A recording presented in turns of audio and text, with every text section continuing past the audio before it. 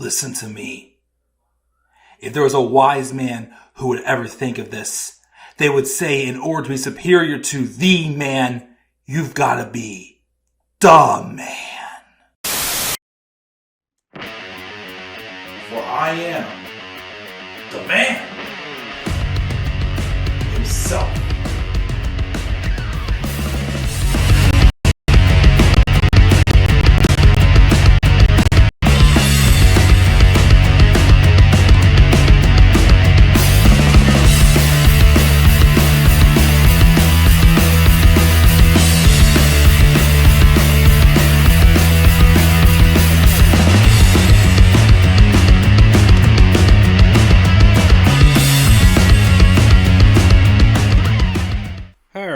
Ladies and gentlemen, what's going on? How you guys all doing? This is the Club of the Man 1993, and I'm not gonna lie. The fact that I'm even here right now giving you this recorded review is somewhat of a miracle. I'm tired. I've had a long weekend. We had a little bit of a family emergency yesterday, but everything is okay. But I decided last minute, because I was also trying to get my Elimination Chamber card done as well, I decided just to record SmackDown's review again this week. And quite frankly honest, if I would have went live, I would have probably spent more time talking about the recent releases from WWE. Which now I'm just going to wait and do that when I review Raw this week. Talk about those releases. Because I just gotta be real, guys. SmackDown's just not doing it for me right now. It's not. And I really think it's because of it going 3 hours. Even with this whole transfer window and other talents SmackDown have gotten, this show is not meant to be 3 hours. And I also see it as, right now with Raw being on Netflix, and it's streaming, we're blessed that some weeks it could be a longer show, some weeks it could be a shorter show. We're kind of at that advantage where the show's going to go at the appropriate length it needs to be without being forced to go a certain time limit. And I think as we got that now, and again, we get the SmackDown and we have to go 3 hours, and we see that it's just not a roster that's meant to go a strong 3 hours, then the show suffers. There's a lot of filler in there. Or there's a lot of goofy decisions that were made on this show that I was kind of just what the heck are we doing? Because there's a few things on the show I definitely didn't like, that I was head scratching for, and I'm just why the heck are we doing this? So, I'm just going to quickly go through this. I'm also going to record tonight my review of the next 24 special, which is on Kofi Kingston. And then I'm going to go to bed. And I'll upload these tomorrow. So, without further ado, let's just breeze through SmackDown and just talk about it real quickly. We opened up with Jey Uso coming out. Of course, he wanted to stop by on SmackDown this week because he wants to try to make a decision as to who he wants to wrestle at WrestleMania. Either Cody Rhodes or Gunther. He comes out and he gets another incredible crowd response, this time in Memphis.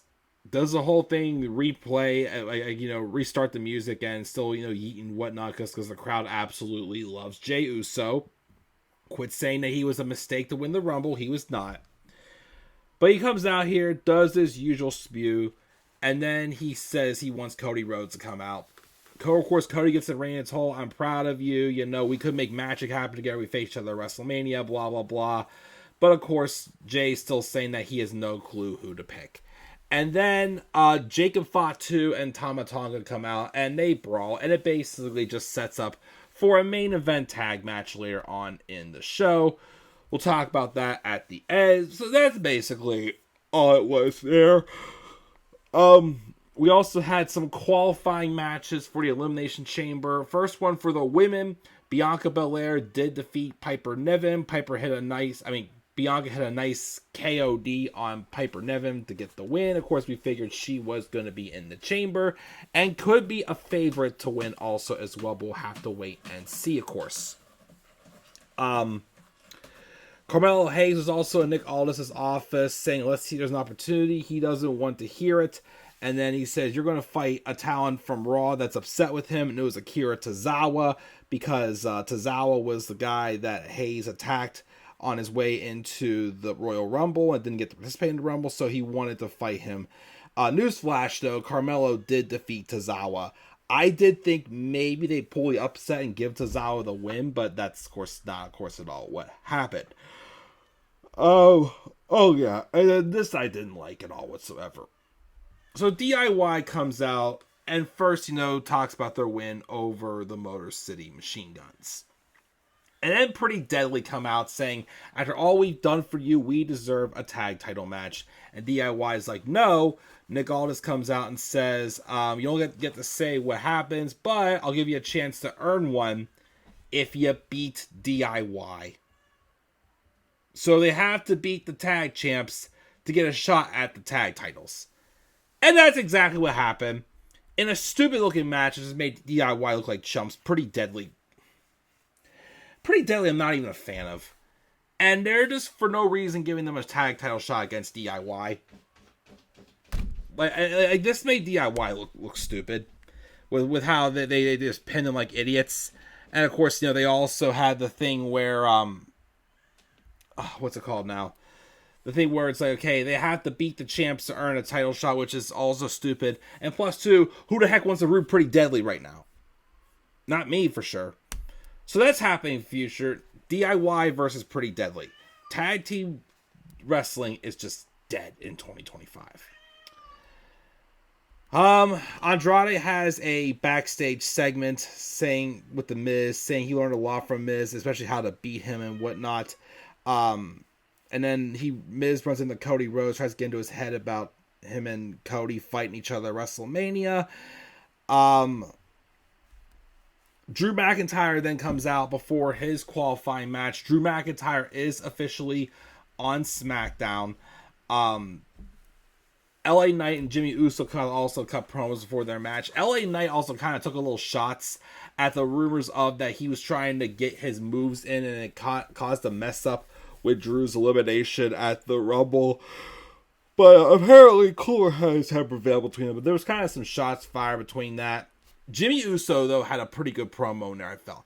Again, I do think Jimmy Uso's works much better as a babyface personality-wise. And the three of them had a pretty good qualifying match. Drew, though, does get the victory. And, yeah, he's on SmackDown, and he's going to be in the chamber. What he does for WrestleMania, I don't know. If Cody is champion, though, following WrestleMania, though, I can definitely see the two of them having a feud.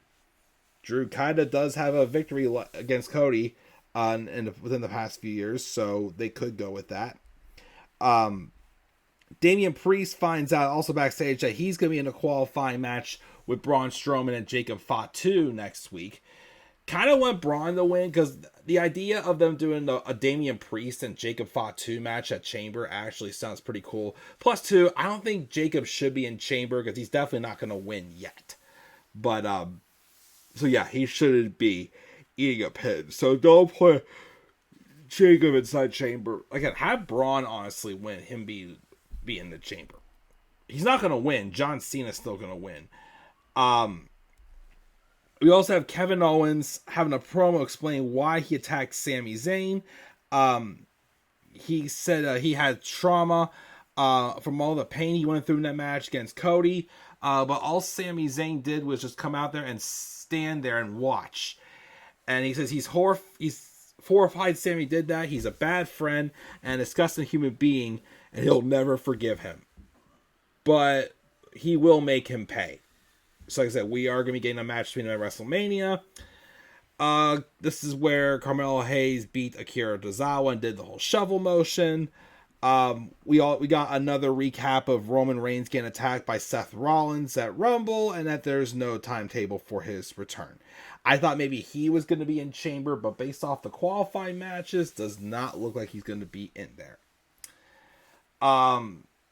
R-Truth had a segment backstage with Akira, Tozawa, and Jey Uso. Jay also tells Cody backstage he's still undecided about WrestleMania. Charlotte Flair came out.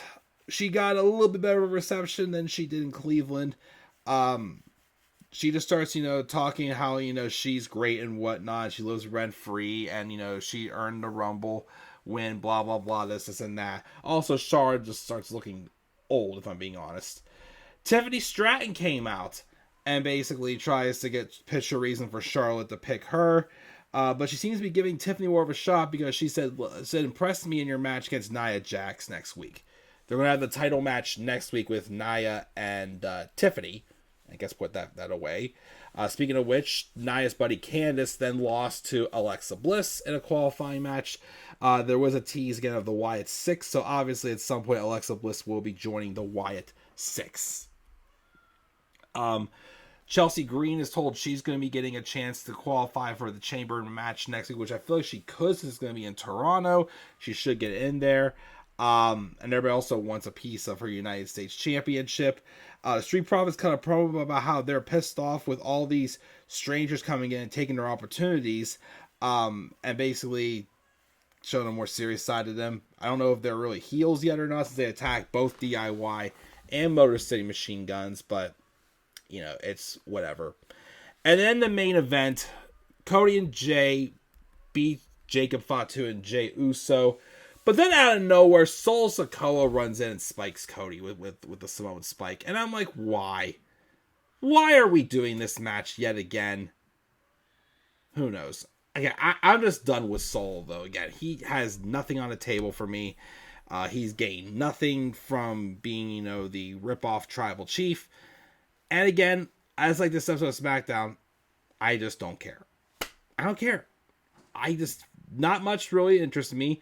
Yes, we had the qualifying matches, but they had, DIY looking like chumps with Pretty Deadly.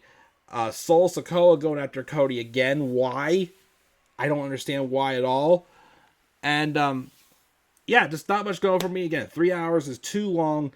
They got to go back to 2 or 2.5 for SmackDown. Hopefully someday soon, though, they can get off USA and go onto a streaming service, and they get, the appropriate time the shows need to be. Fair? Cool. I'm going to check out here, guys.